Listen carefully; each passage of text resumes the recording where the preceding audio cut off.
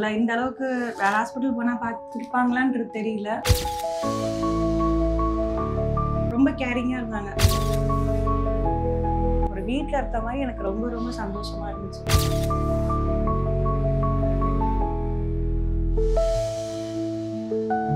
எல்லாருக்கும் வணக்கம். என் பேர் தாமஸ். என்னோட நேம் திவ்யா. நாங்கள் பிஎல் ஹாஸ்பிட்டலுக்கு வந்தோம். பிரெக்னன்சிக்கு டெலிவரிக்காக வந்திருந்தோம். இங்கே அம்பத்தூர் யூனிட் ரொம்ப நல்லா சர்வீஸ் கொடுத்தாங்க. குழந்தை பிறந்தது, பாப்பா நல்லா கேர் கொடுத்தாங்க. இவங்களும் நல்லா பார்த்துக்கிட்டாங்க.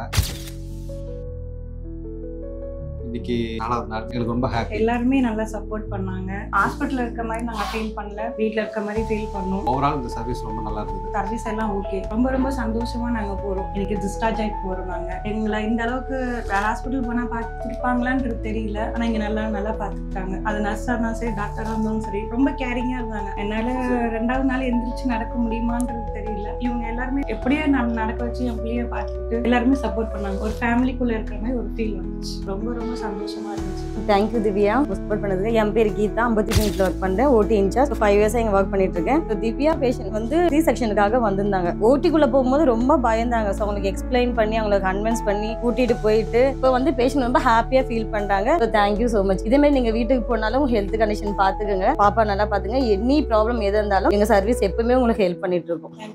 தேங்க்யூ.